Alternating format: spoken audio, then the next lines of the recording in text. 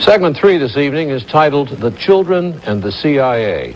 We've learned a lot of unknown activities of the CIA in years past, some of them disturbing, to say the least. Tonight, we'll learn of the agency's interest in children. Paul Altmeyer of our investigative unit has assembled these facts.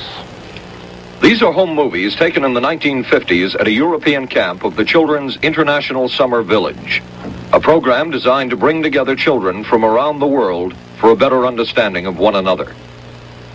NBC News has learned that the CIA was studying these youngsters, some as young as 11, as possible future recruits.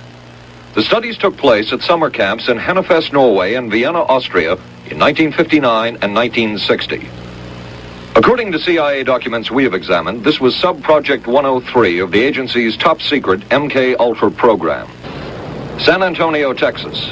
NBC News has also learned that the CIA paid for a study of adolescents here and in two other Texas cities, Austin and El Paso, in 1958 and 1959. It was a study of how youngsters behave without adult supervision. This study, MKUltra Sub-Project 102, refers to data being collected on 462 subjects in 7 secondary schools. No child is identified by name.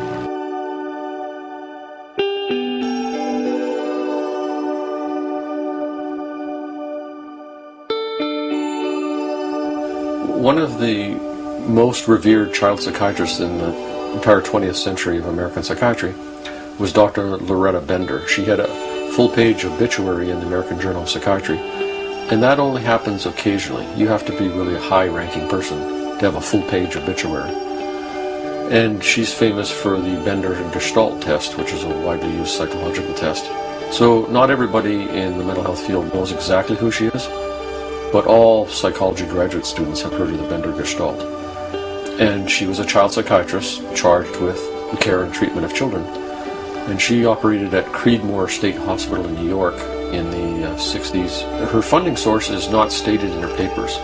So where she got the LSD from and whether she was directly funded by the military or the CIA is not documented. But she attended many CIA-sponsored LSD symposia, talked with, was on panels with, interacted with most of the leading CIA and military LSD contractors. So I would say it's unbelievable that she didn't know that all of this was basically run by the CIA and the military.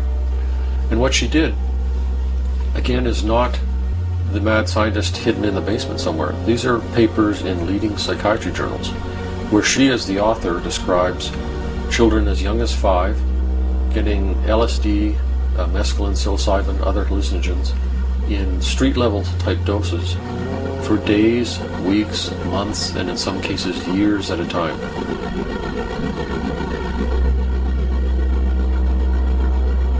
Under the rationale that somehow this was going to be helpful treatment. Again, no real follow-up. How many of these kids went psychotic? How did it affect their chromosomes? What was with their mental health from there on?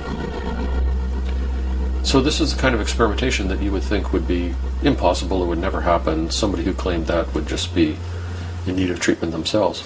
But not only is it documented, it was published in the literature, and nobody seemed to be upset. Nobody complained to the American Psychiatric Association. Nobody reported it to anybody.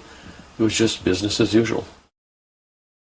The use of children in barbaric mind control experiments shows an evolution from the early behaviorists to the CIA mind doctors.